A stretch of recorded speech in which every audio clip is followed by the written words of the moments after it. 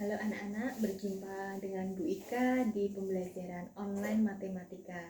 Nah, pokok bahasan kita kali ini adalah trigonometri, ya, masih ada hubungannya dengan pertemuan sebelumnya. Namun di dalam pokok bahasan kali ini adalah tentang aturan sinus dan aturan kosinus. Nah, silakan diperhatikan baik-baik agar kalian semakin paham dengan materi yang akan Ibu sampaikan. Oke, yang pertama kita akan belajar tentang aturan sinus. Nah, apakah aturan sinus? Nah, aturan sinus ini masih ada hubungannya dengan yang kemarin. Jadi nanti ada sin berapa, cos berapa. Nah, ya. Jadi aturan sinus dulu. Nah, aturan sinus itu adalah A per sin A sama dengan B per sin B sama dengan C per sin C, ya. Nah, untuk bagaimana kita akan menggunakannya, dari rumus yang sudah ada ini, yaitu A per sin A sama dengan B per sin B sama dengan C per sin C. Nah, ini bisa kalian gunakan sepasang-sepasang. Nah, apa yang dimaksud dengan sepasang-sepasang? Misalkan A dengan B, atau bisa juga B dengan C, dan juga A dengan C, ya. Jadi tidak 3 sekaligus kalian gunakan, bisa 2, 2, 2, tergantung dalam soal yang akan ditanyakan apa atau yang diketahui dalam soal. Nah, oke, sebelum kita masuk ke contohnya untuk penerapan rumus dari aturan sinus ini, Ibu akan kasih tahu kalian dulu mengenai segitiga dulu, ya. Jadi misalkan ada segitiga. Ada segitiga A, B, C. Nah, misalkan seperti ini ya segitiganya. Nah, kalau di sini kan ada A kecil, B kecil, C kecil. Kemudian sin A, sin B, sin C. Nah, maksudnya apa sih kalau dalam segitiga? Maksudnya seperti ini. Kalau di sini tertera A kecil, itu artinya adalah panjang sisi di depan sudut A. Ya. Sedangkan kalau B kecil adalah panjang sisi di depan sudut B. Dan C kecil sendiri adalah di depan sudut C. Nah, ini ya. Yang pertama harus kalian perhatikan adalah ini. Ya. Kalau sudah, kalian nanti bisa untuk mencari dari aturan sinus. Nah, oke, kita langsung ke contoh soalnya saja. Oke.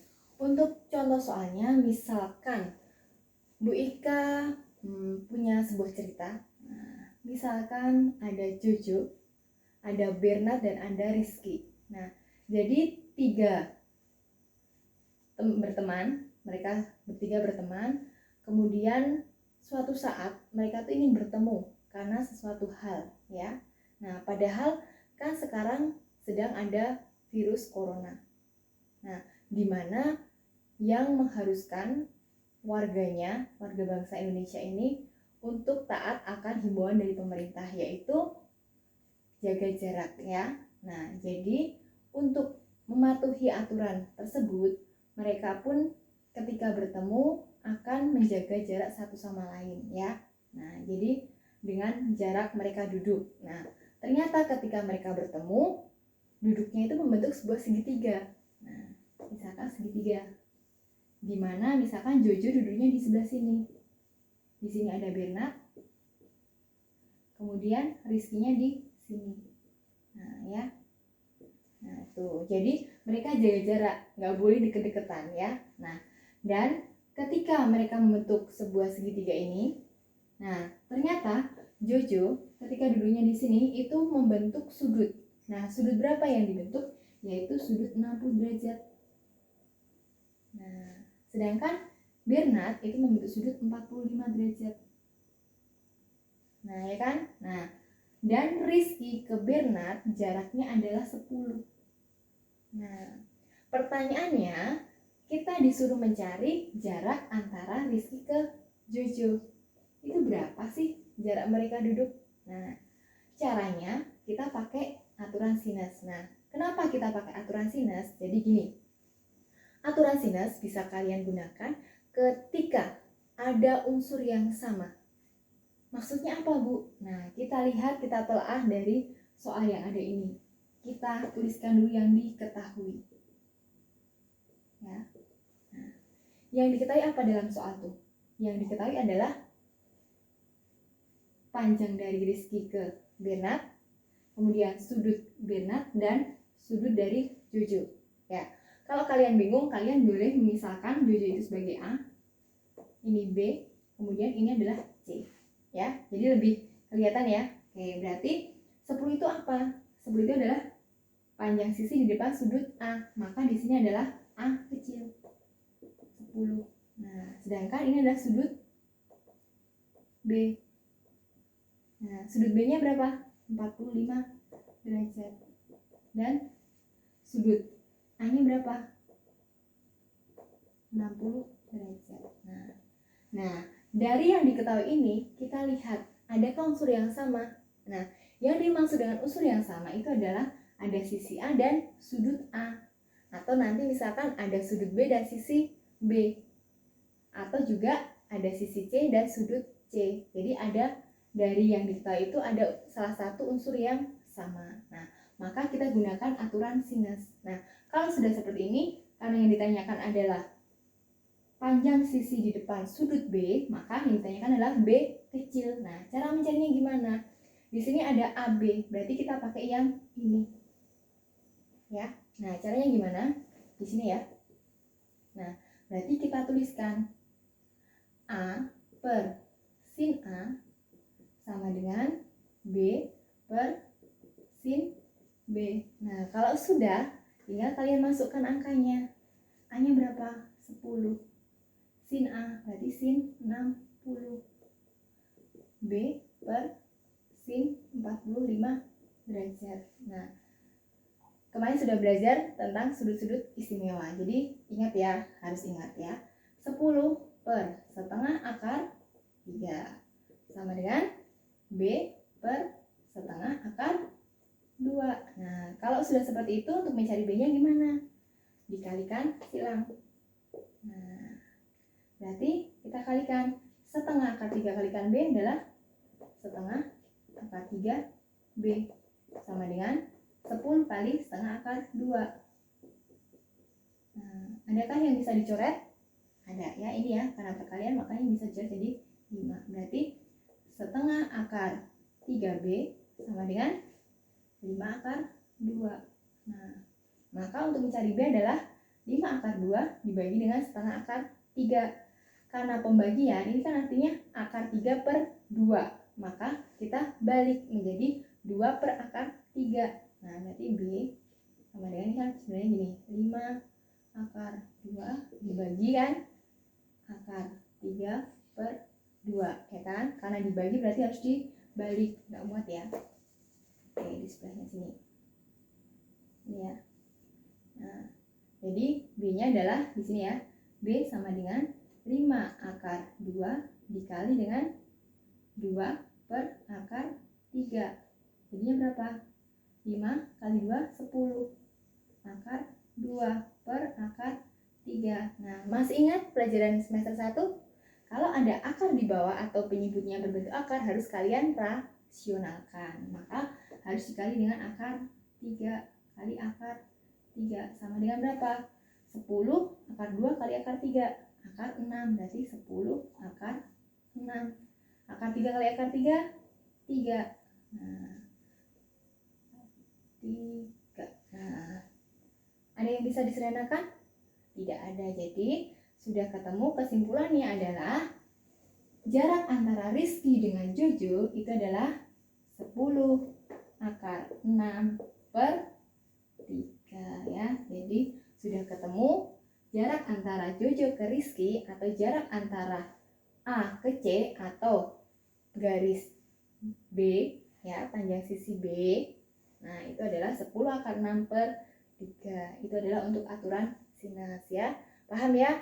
Aturan sinus bisa kalian gunakan ketika ada unsur yang sama. Oke. Kalau sudah, kita lanjut ke aturan kosinus.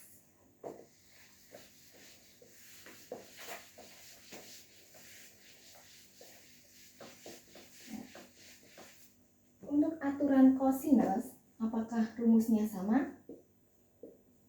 Berbeda ya, aturan kosinus. Nah, aturan kosinus itu rumusnya apa? Rumusnya adalah A kuadrat sama dengan B kuadrat plus C kuadrat min 2 kali B kali C kali cos dari A. Ya, jadi kalau di depannya ini A kuadrat, kalau segitiga kan ada 3 titik ya. Ada A, ada B, ada C. Atau misalkan kalau segitiga PQR ya berarti PQR. Nah, kalau di sini A berarti sisanya apa? B dengan C. Kuadrat, kuadrat. Nah, dikurang berapa? Dikurang 2, dikalikan yang depannya ini. Kemudian dikali lagi dengan kosinus. Kosinusnya berapa? Itu kosinus mengikuti yang depan. Kalau di depan A berarti ikutin A. Nah, ada lagi. Kalau misalkan yang ditanyakan adalah B kuadrat. Nah, berarti silakan kalian pahami satu saja, kemudian nanti yang lainnya tinggal mengikuti ya. Jadi nggak harus dihafal tiga-tiganya, nanti ada 3 ya. Nah, berarti kalau ada B berarti sisanya apa? A dengan C. Berarti A kuadrat ditambah C kuadrat dikurang 2 kali A kali berapa? C kali kosinus. Kosinusnya berapa? Ngikutin kosinus B. Nah, berarti yang terakhir apa? Ada A, ada B, berarti terakhir C kuadrat. Nah, berarti kalau ada C, berarti sisanya adalah A kuadrat dengan B kuadrat. Dikurang dengan 2 kali A kali B kali kosinus berapa? Kosinus C ya. Jadi ada 3 ini. Nah, nanti yang digunakan yang mana? Tergantung yang ditanyakan dalam soal ya. Jadi nggak usah kalian hafalkan semuanya ya. Cukup satu saja, nanti tinggal menyesuaikan atau tinggal mengikuti saja ya. Jadi cukup yang misalkan A kuadrat, oh berarti kalau yang ini yang sudah paham, pasti yang lainnya juga bisa. Jadi ada ini ya, rumus dari kosinus. Nah, langsung saja ke contoh soal. Misalkan diketahui sebuah segitiga PQR, ya kan? PQR, di mana panjang dari PQ itu adalah 5, panjang dari RQ itu adalah 7, dan sudut dari Q adalah 60. Nah, ya kan? Nah, sekarang kita lihat. Nah, kalau ada soal seperti ini, alangkah baiknya kalian tuliskan dulu yang diketahui. Nah, yang diketahui apa aja? Yang diketahui adalah R, berarti R kecil. Berapa R kecil? 5. Ini P kecil. Berapa? 7. Dan sudut dari Q. Berapa? 60. Nah, sekarang dari ketiga ini, oh maaf, ini tadi yang ditanyakan belum ada ya. Misalkan yang ditanyakan adalah cos dari Q. Kosinus dari Q. Nah, ya, kayak ini ditanya. Ya, cos dari Q, ya. Nah, kalau dari diketahui ketiga ini, adakah unsur yang sama? Ada nggak? Ada R, ada P, ada Q. Oh, ternyata tidak ada unsur yang sama. Maka, aturan kosinus itu kalian gunakan ketika dalam soal itu yang diketahui tidak ada yang sama. Jadi tidak ada unsur yang sama, unsurnya berbeda-beda. Maka kalian gunakan aturan kosinus. Itu tadi bedanya kapan menggunakan aturan sinus, kapan menggunakan aturan kosinus. Nah, kalau sudah yang ditanyakan apa di sini? Maaf, misalkan yang ditanyakan di sini jangan cos Q. Nanti dulu, yang ditanyakan misalkan yang Q dulu ya. Ditanya, misalkan adalah Q. Nah, ya. Misalkan adalah Q, berarti cara mencarinya kan di sini adalah PQR, sedangkan tadi adalah ABC. Menyesuaikan saja. Berarti kalau di sini Q, berarti kita pakai yang Q kuadrat. Nah, benar ya. Maka di sini ya jawabnya Q kuadrat sama dengan, kalau ada Q berarti sisanya apa? P dengan R. Berarti P kuadrat ditambah R kuadrat dikurang 2 kali P kali R cos dari Q, ya kan? Nah, Q kuadrat tetap ditulis sama dengan P-nya berapa? 7 ditambah 2, 5 ya, 5 kuadrat. Terus dulu 1, 2, P-nya 7, R-nya 5, kosinus. Kosinusnya berapa? 60. Nah, maka Q kuadrat sama dengan 49 karena 7 kali 7 ini 25 dikurang. Nah, ingat ya, ini kan artinya ini kali ini kali ini kali ini. Berarti kalau perkalian itu harus kalian dahulukan. Berarti kalian hitung terlebih dahulu. Jangan sampai yang ini nanti langsung dikurang dengan 2. Itu kesalahan besar ya. Jadi yang ini harus kalian hitung terlebih dahulu perkaliannya. Nah, berarti kalian hitung dulu. 2 kali 7 kali 5. Berapa itu? 14 kali 5 adalah 70. 70 dikali dengan cos 60 berapa? Masih ingat nggak? Iya, benar. Cos 60 adalah setengah. Nah, karena perkalian bisa disederhanakan, bisa. Kita coret. Berapa hasilnya? 35. Nah, kalau sudah baru kalian hitung. Q kuadrat sama dengan 49 tambah 25 berapa? 74 dikurang 35 berapa yuk? Ya benar ya, Q kuadrat sama dengan 39. Nah, yang ditanyakan Q kuadrat atau Q saja? Yang ditanyakan ternyata hanya Q. Berarti kalau di sini kuadrat, biar kuadratnya yang diapakan? Betul, di akar. Berarti Q sama dengan akar dari 39. Ada tidak akar 39? Nah, nggak bisa disederhanakan ya. Jadi cukup sampai di sini ya, nggak usah dihitung pakai kalkulator ya, nggak usah pakai koma-koma ya. Kalau dia bisa disederhanakan, silahkan sederhanakan. Kalau tidak bisa, sampai di sini saja ya. Berarti kalau misalkan yang ditanyakan Q, kesimpulannya apa? Jadi panjang dari PR atau panjang dari sisi Q itu adalah akar dari 39 ya. Itu adalah contoh soal dari aturan kosinus ya. Semoga aturan sinus tadi paham, aturan kosinus plus juga paham ya. Nah, oke, di sini Bu akan kasih 2 contoh soal lagi. Tetapi Bu Ika nggak akan kasih tahu itu pakai yang mana. Nanti kalian akan belajar membedakan ini pakai yang mana ya.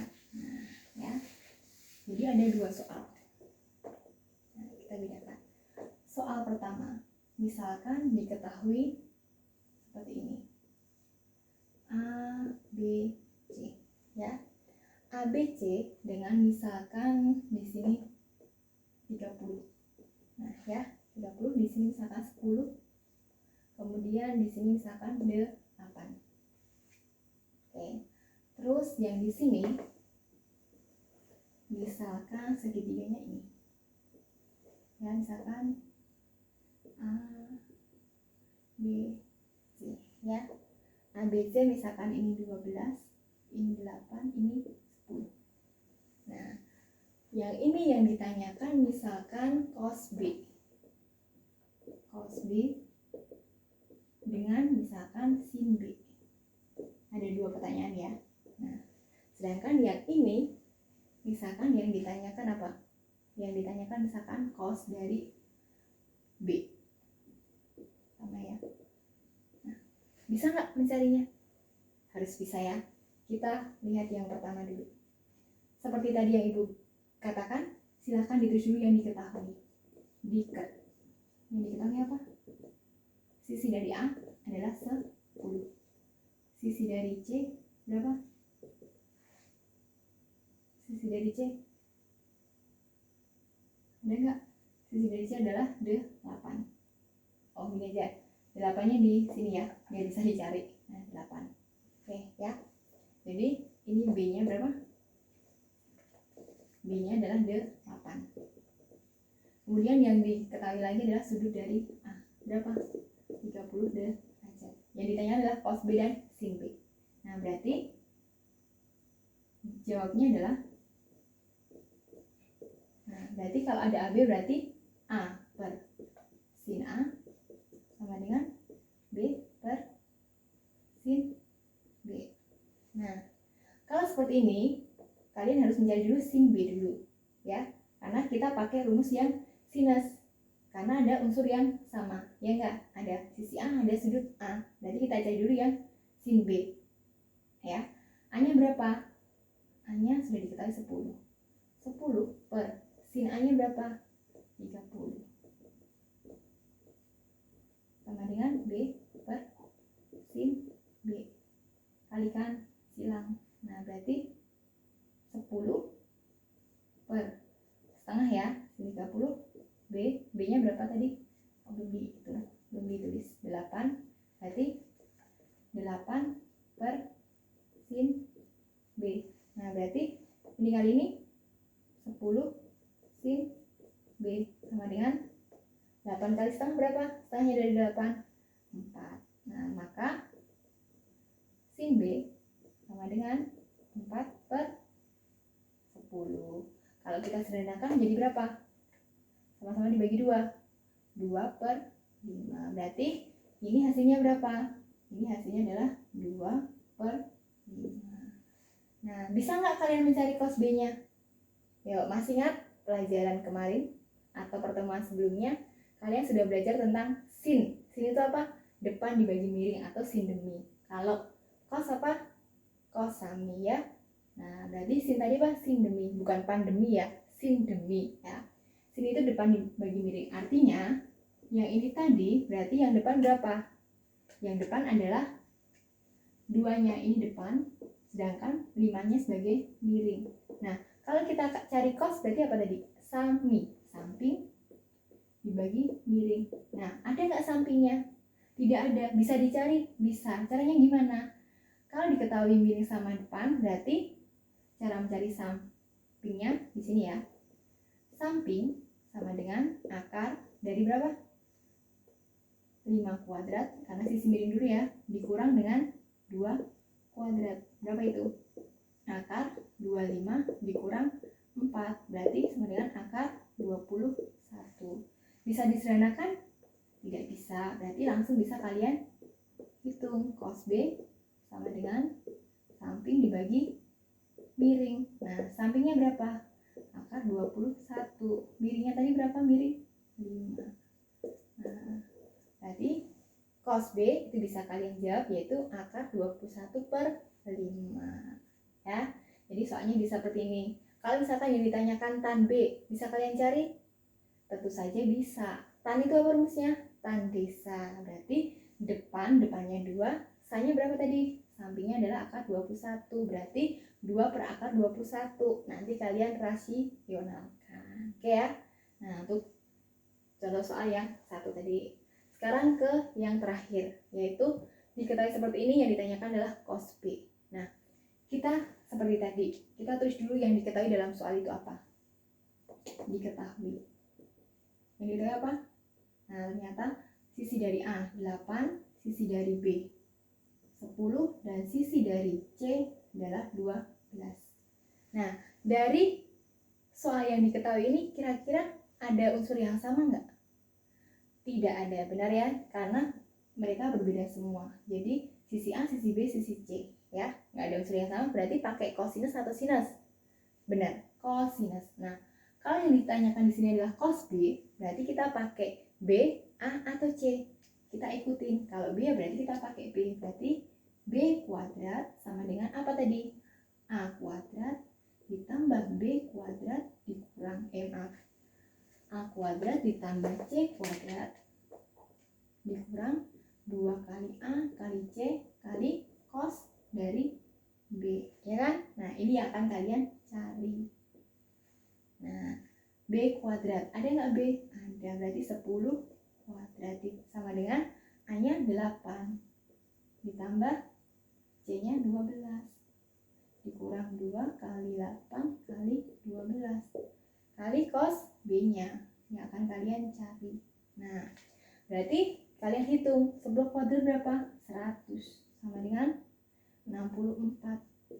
12 kali 12, 144 dikurang. Nah, ingat ya, ini harus dikali terlebih dahulu. 2 kali 12, 24 ya. 24 kalikan 8 berapa? Di sini ya, 24 kalikan 8. 2, 3, 16 berarti 192 ya.